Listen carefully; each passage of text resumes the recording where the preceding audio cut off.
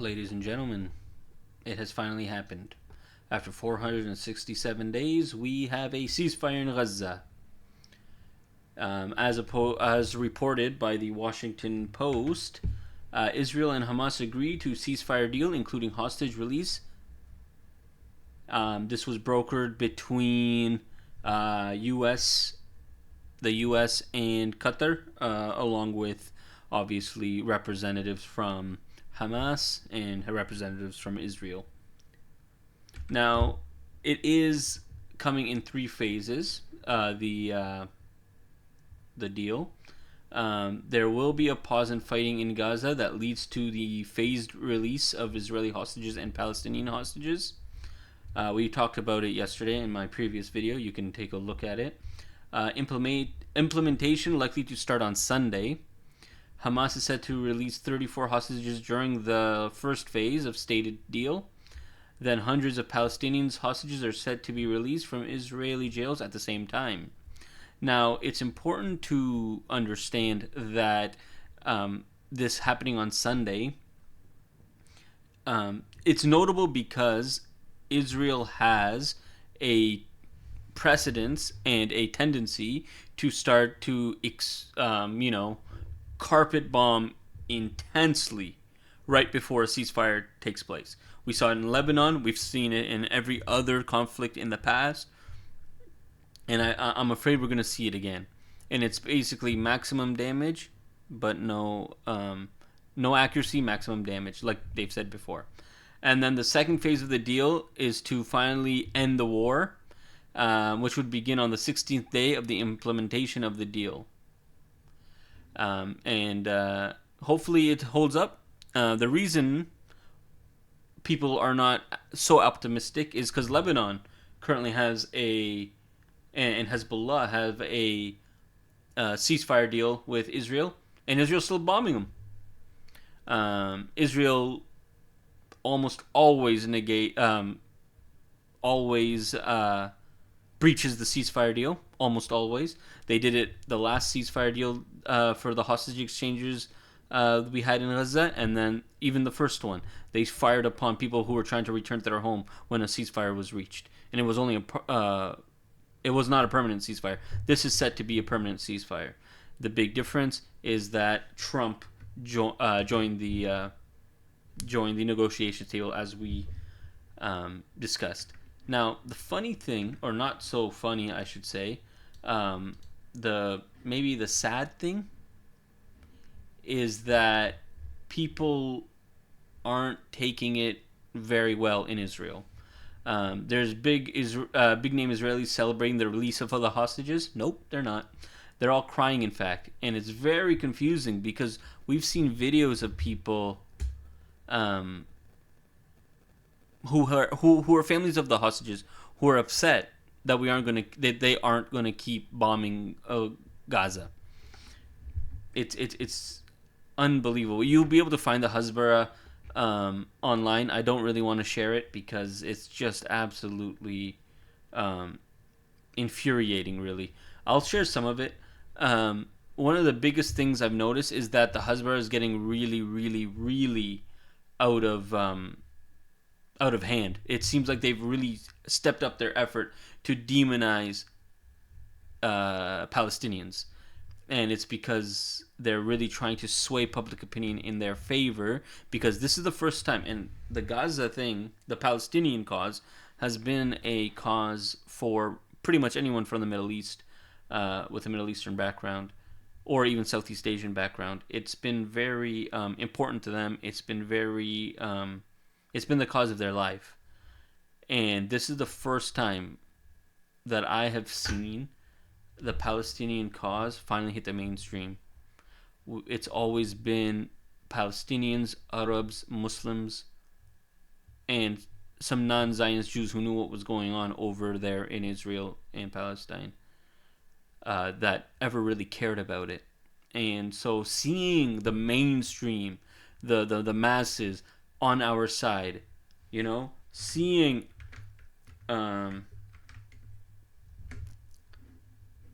people with the Palestinian flag in their username, it's very heartening.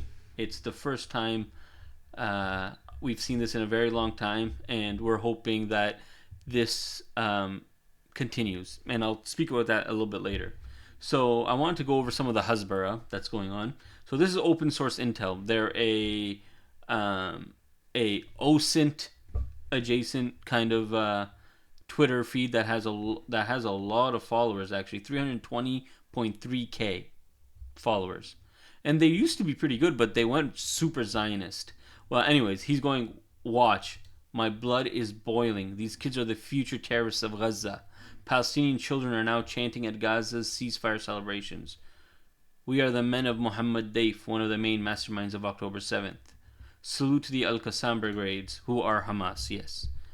After 15 months, they didn't get the message. What will? This is too much. And I replied, I said Hamas was not the one bombing them. The guards at the checkpoints are not Hamas. The drones that killed their entire family were not Hamas. The IDF acted like monsters in Gaza and acts like monsters towards Palestinians. Why wouldn't they cheer for the ones they saw fighting against that? Now, I'm not here to say that I condone everything Hamas does or that I even support that political party. But you're looking at something that these IDF are doing, which is just unconscious, can't even say the word, just horrendous, which is the genocide, and you're worried about the kids celebrating the people who they see as their freedom fighters, because there's nobody else coming to fight for their freedom. They see our support on Twitter, but they don't see any other actions being taken. Anyways, we'll move on. Then there was this video that's going around, and I've seen a lot of pro-Israelis sharing this, and it's about the 11,000 black Palestinians who were forced to live in a ghetto in Gaza called Al-Abid, which means slaves in Arabic. Yes, Palestinians tell Americans that they should unconditionally support a free Palestine. And then Mark Lamont Hill, who is the GOAT, says more fake news. And it is fake news because you need context here. Abid or Al-Abid does mean slaves in Arabic, but there's a context to what it means. It doesn't mean slaves in the same sense that slaves in America were, like towards African Americans. I know many Arabs named Abid or Abid, and it means slave of God, or that's the inherent meaning of it. The actual way to say slave of God is Abdullah. Yeah, Allah being God.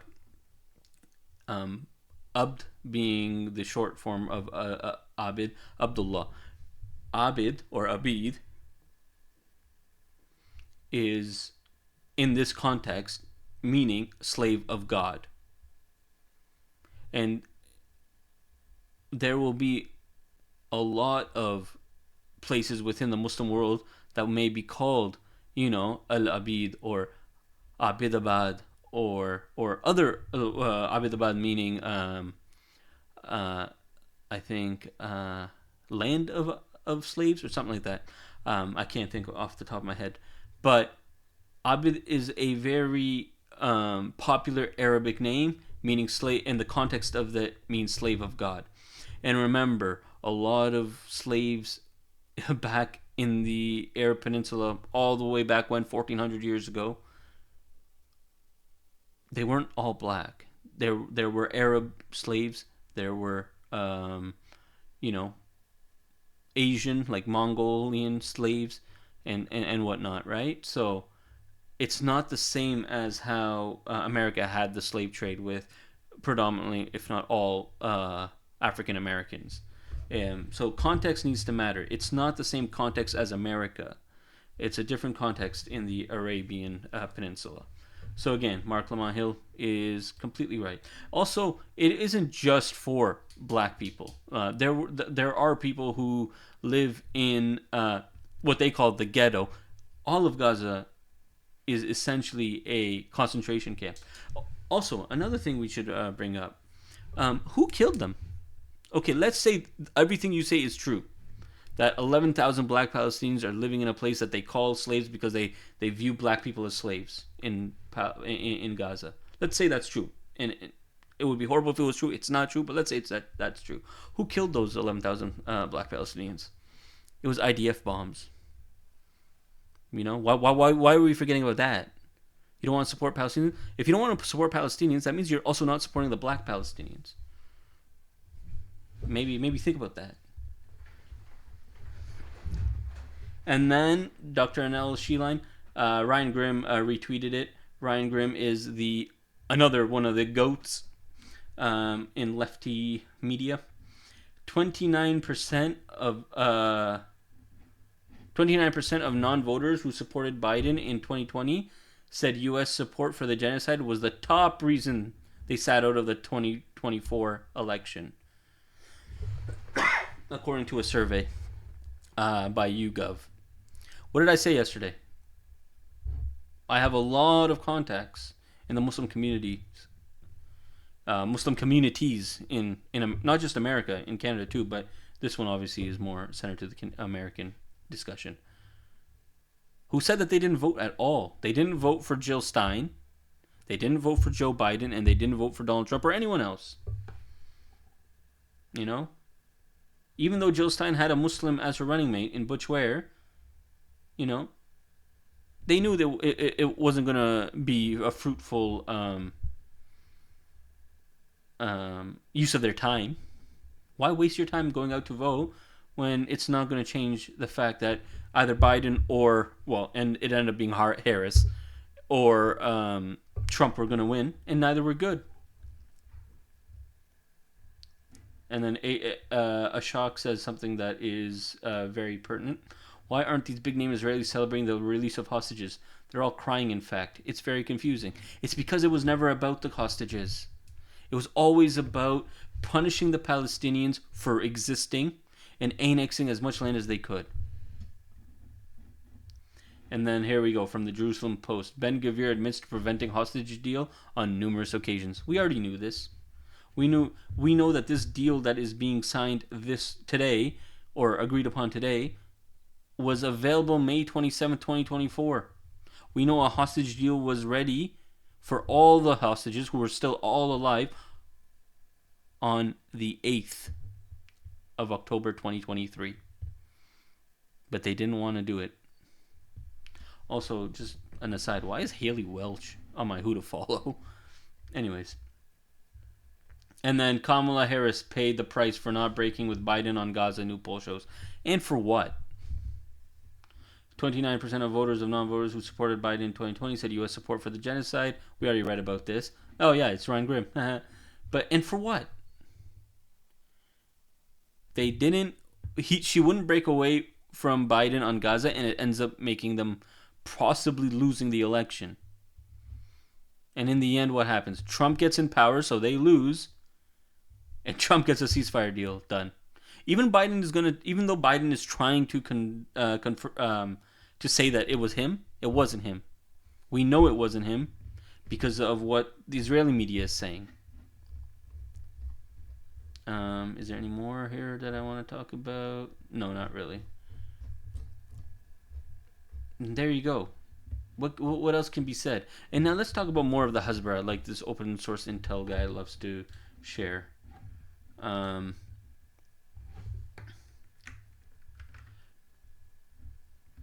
Sorry.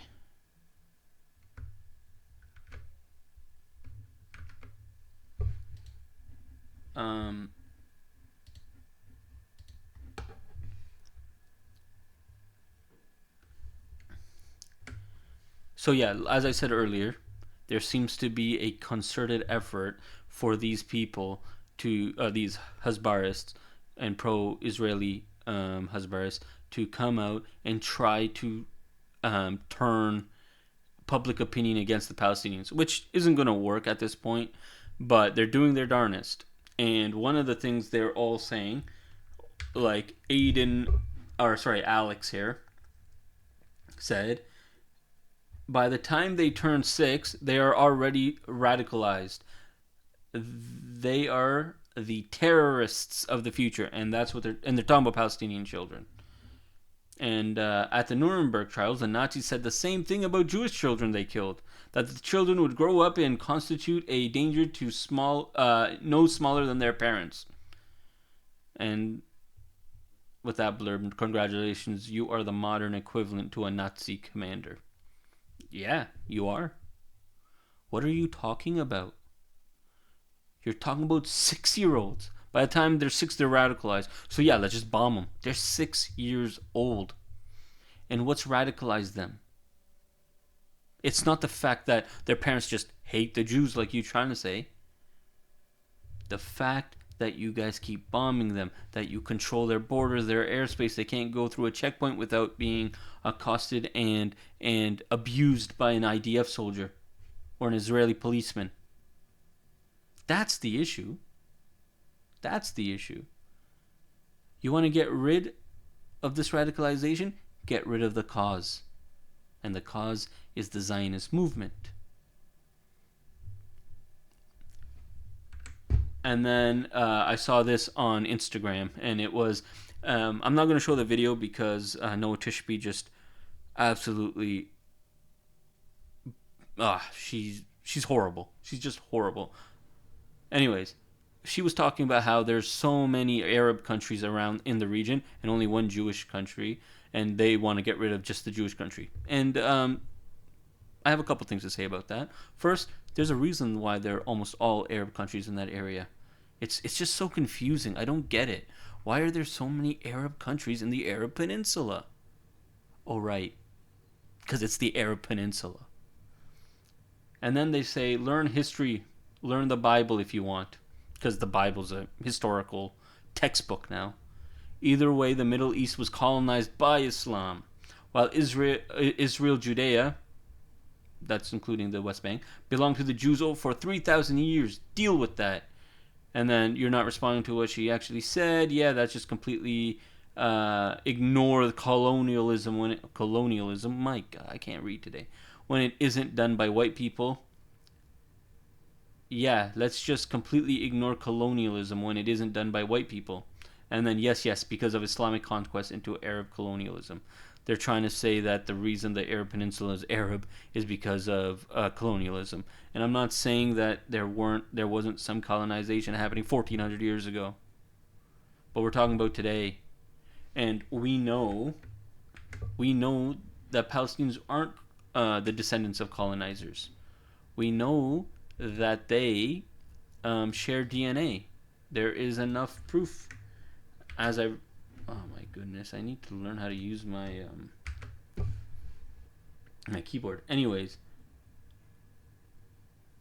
so I'll link this article below, but there have been numerous genetic studies of the Palestinians, and essentially what it found was that Palestinians have the same, especially on the male on their father's side, have the same markers as the Jewish people from the Levantine area.